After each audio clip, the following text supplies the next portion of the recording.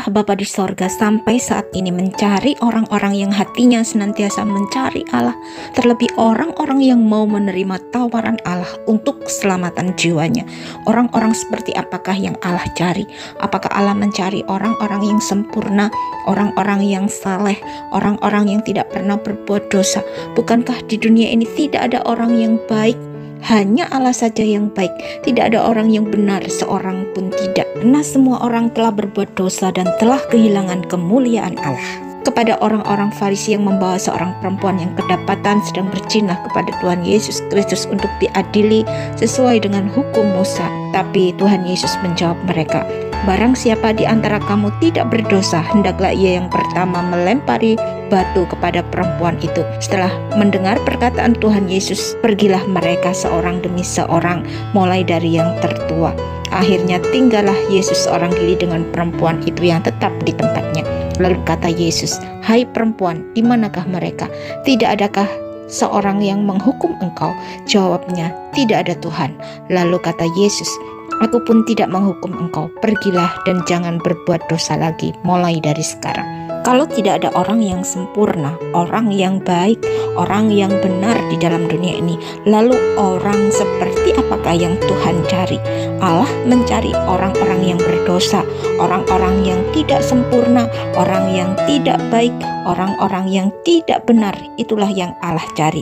Tuhan Yesus berkata kepada Zakheus, kepala pemungut cukai, "Hari ini telah terjadi keselamatan kepada rumah ini, karena orang ini pun anak Abraham. Sebab anak manusia datang untuk mencari dan menyelamatkan yang hilang." Allah mencari orang-orang yang berdosa, yaitu untuk dibenarkan di dalam Tuhan Yesus Kristus. Karena orang berdosa tidak bisa berdiri atas kebenaran dirinya sendiri. Orang berdosa tidak bisa berdiri atas kebaikan dirinya sendiri. Karena iblis akan selalu mencari cara untuk membuat kita jatuh, putus asa, dan terpuruk karena keadaan kita, baik di hadapan kita juga di hadapan Allah Bapa di sorga. Jadi hanya kepada orang-orang yang mau menerima tawaran Allah, yaitu keselamatan di dalam Tuhan Yesus Kristus saja, yang Allah berikan perlindungan dan keselamatan yang kekal. Karena hanya di dalam Kristus saja kita dibenarkan, kita disucikan menjadi baik dan benar. Firman Tuhan, "Demikianlah sekarang tidak ada penghukuman bagi mereka yang ada di dalam Kristus Yesus." Siapakah yang akan menggugat orang-orang pilihan Allah? Allah yang membenarkan mereka. Siapakah yang akan menghukum mereka? Kristus Yesus yang telah mati, bahkan lebih lagi yang telah bangkit, yang juga duduk di sebelah kanan Allah, yang malah menjadi pembela bagi kita. Ketika kita percaya dan mengaku bahwa Yesus Kristus adalah Tuhan dan Juru Selamat secara pribadi di dalam kehidupan kita, maka kita dibenarkan, kita dibebaskan dari hukuman dosa-dosa kita, dan kita diselamatkan. Seorang penjahat yang disalibkan di sebelah kanan Tuhan Yesus diselamatkan oleh Tuhan Yesus. Mengapa? Karena penjahat yang disalibkan di sebelah kanan Tuhan Yesus itu berkata, "Yesus, ingatlah akan aku apabila engkau datang sebagai raja." Kata Yesus, "Aku berkata kepadamu, sesungguhnya hari ini juga engkau akan ada bersama-sama dengan aku di dalam Firdaus." Penjahat itu percaya bahwa Tuhan Yesus itu adalah raja, dan penjahat itu menerima apa yang ia minta dari Tuhan Yesus Kristus. Jadi kasih karunia Allah di dalam Tuhan Yesus Kristus itu harus kita terima, bukan kita tolak. Karena kita diselamatkan hanya oleh kasih karunia Allah saja dan bukan oleh perbuatan baik kita. Kalau keselamatan bisa kita dapatkan dengan perbuatan baik kita, dengan usaha diri kita sendiri, maka kita manusia akan sombong, kita akan jatuh dan terhilang. Sebab sekalipun kita sungguh-sungguh mencari Allah, tetapi tanpa kita mengerti dengan pengertian yang benar, memahami dengan benar tentang kasih karunia Allah di dalam Tuhan Yesus Kristus, maka kita tidak akan mendapatkan keselamatan yang daripada Allah.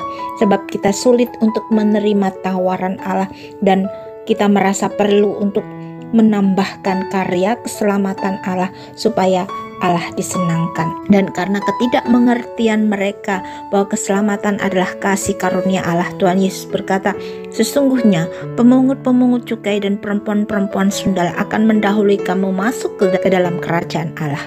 Sebab mereka tidak mengerti dan tidak takluk, tidak menerima kebenaran Allah. tapi justru mengerjakan pekerjaan-pekerjaan mereka sendiri yang mereka anggap baik dan benar. Sebab aku dapat memberi kesaksian tentang mereka, bahwa mereka sungguh-sungguh giat untuk Allah, tapi tanpa pengertian yang benar. Sebab oleh karena mereka tidak mengenal kebenaran Allah, dan oleh karena mereka berusaha untuk mendirikan kebenaran mereka sendiri, maka mereka tidak takluk kepada kebenaran Allah. Jika demikian, apakah dasarnya untuk bermegah? Tidak ada. Berdasarkan apa? Berdasarkan perbuatan? Tidak, melainkan berdasarkan iman. Tuhan Yesus berkata kepada ahli-ahli Taurat dan orang-orang Farisi yang bertanya kepadanya, "Mengapa murid-muridmu tidak hidup adat istiadat nenek moyang kita, tapi makan dengan tangan najis?" Lalu jawab Yesus kepada mereka, "Benarlah nubuat Yesaya tentang kamu, hai orang-orang munafik, sebab ada tertulis, bangsa ini memuliakan aku dengan bibirnya, padahal hatinya jauh daripadaku. Percuma mereka beribadah kepadaku, sedangkan ajaran yang mereka ajarkan ialah perintah manusia. Perintah Allah kamu abaikan untuk berpegang pada adat istiadat manusia." Yesus berkata pula kepada mereka, "Sungguh pandai kamu mengesampingkan perintah Allah supaya kamu dapat memelihara adat istiadatmu sendiri. Dengan demikian, firman Allah kamu nyatakan tidak berlaku demi adat istiadat yang kamu ikuti itu, dan banyak hal lain seperti itu yang kamu lakukan. Dosa adalah melanggar hukum Allah. Dan apabila kita melakukan kehendak diri kita sendiri dan kita tidak melakukan kehendak Allah di dalam kehidupan kita, maka itu adalah dosa dan kita sudah berada di bawah penghukuman Allah." Tuhan Yesus berkata, "Bukan setiap orang yang berseru kepadaku, Tuhan, Tuhan, akan masuk ke dalam kerajaan sorga, melainkan dia yang melakukan kehendak Bapa-Ku yang di sorga."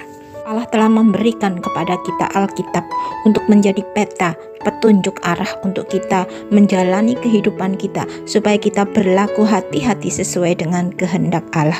Tetapi bagaimana kita bisa mengerti petunjuk Allah, kehendak Allah, kalau kita tidak pernah membaca Alkitab? Dan bagaimana kita bisa mengerti dan mendengar akan petunjuk Allah kalau tidak ada yang memberitakannya? Dan Allah juga sudah memberikan Roh Kudus Allah untuk menghibur, menolong, menguatkan, membimbing kita. Dan terlebih Roh Kudus adalah sahabat kita yang setia untuk memimpin kita dan memampukan kita pada seluruh kebenaran Allah, supaya kita menjadi sama seperti Yesus Kristus Tuhan kita.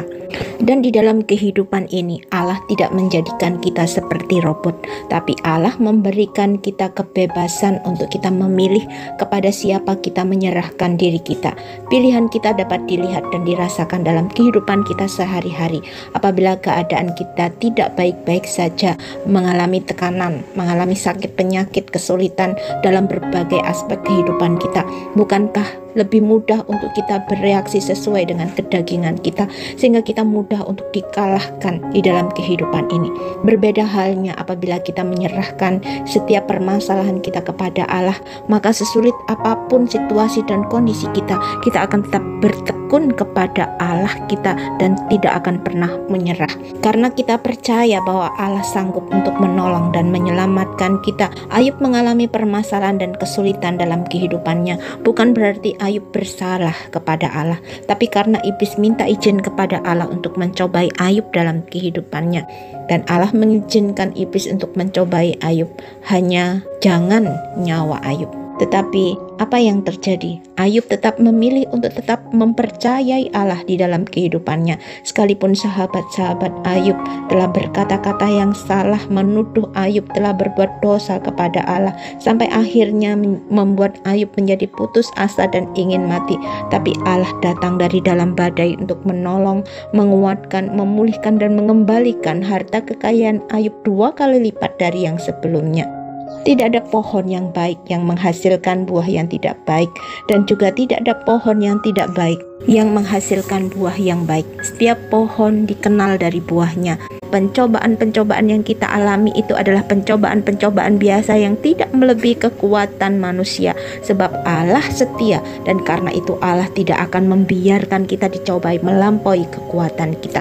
Pada waktu kita dicobai, Allah akan memberikan jalan keluar sehingga kita dapat menanggungnya.